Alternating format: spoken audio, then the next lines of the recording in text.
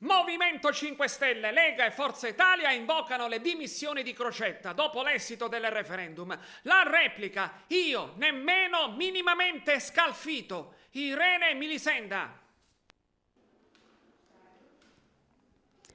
Dopo la vittoria del no al referendum costituzionale, dove solo in Sicilia si è raggiunto la quota record del 71%, l'opposizione in Sicilia attacca il presidente della regione Rosario Crocetta, invitandolo a prendere atto della sconfitta del sì e quindi a dimettersi.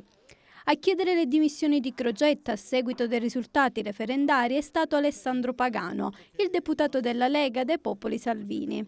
In Sicilia una valanga di no ha seppellito Renzi, Crocetta e tutto il PD, ha dichiarato Pagano, in alcuni centri percentuali anche all'80%, con una delle affluenze più alte negli ultimi anni.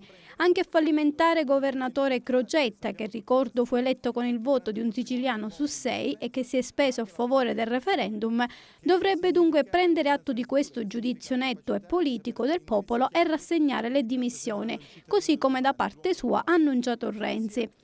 Richieste di dimissione arrivano anche dal Movimento 5 Stelle siciliano.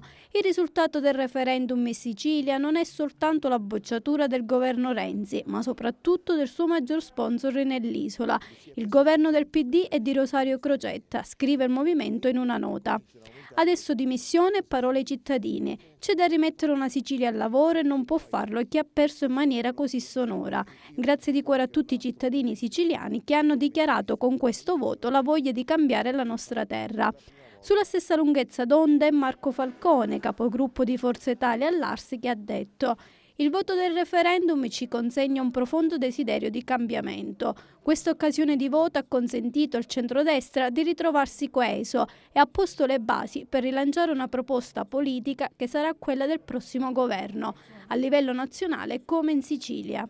Inoltre il plebiscito del no nella nostra terra non indica soltanto l'insostenibilità della proposta riformatrice, ma evidenzia anche la scarsissima qualità dell'azione di governo sull'isola. Ma per il governatore Rosario Crocetta la vittoria schiacciante del no in Sicilia non produrrà contraccolpi al suo governo, sostenuto dalla coalizione che ha fatto la campagna elettorale per il sì, e commenta: dimettermi, chi lo chiede strumentalizza voto. Credo che in Italia, se c'è qualcuno che non viene scalfito dall'esito del referendum, sia proprio io.